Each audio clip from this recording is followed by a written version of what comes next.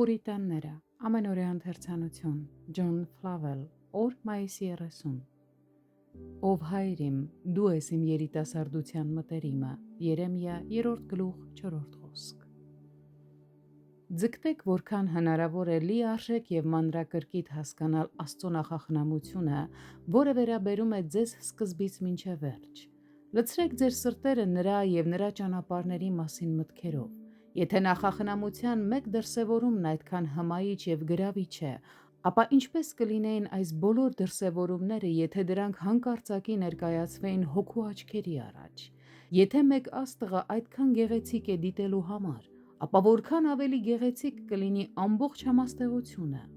Թող ձեր կյանքում նախախնամության գործերի և գործողությունների վերաբերյալ ձեր մտորումները լինեն լիարժեք, ընդարձակ և ինտենսիվ։ Թող որ դրանք լինեն որքան հնարավոր է լայնարձակ։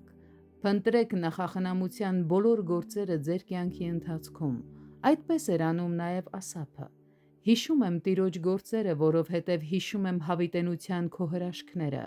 Քննում եմ քո բոլոր գործերը և մտաբերում եմ քո արածները։ Սաղմոս 77-րդ գլուխ 11-12 խոսքեր։ Նա ջանում էր վերականգնել և կենդանացնել Աստծո ողորմությունների հին նախախնամությունները անցյալ երկար տարիներից և նոր վերանայումներով դրանցից քաղել նոր քաղցրություն։ Ամբողջ աշխարհում չկա ձեզ համար ավելի հաճելի պատմություն կարդալու համար, քան ձեր սեփական կյանքի պատմությունը, եթե միայն նստեք և սկզբից մինչև հիմա գրի առնեք, թե ինչ է Աստված գործել ձեզ համար և ինչ է պատրաստել ձեզ համար։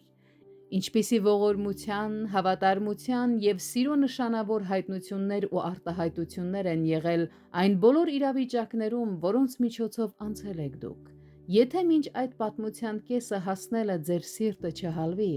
ապա այն իսկապես կարծր սիրտ է։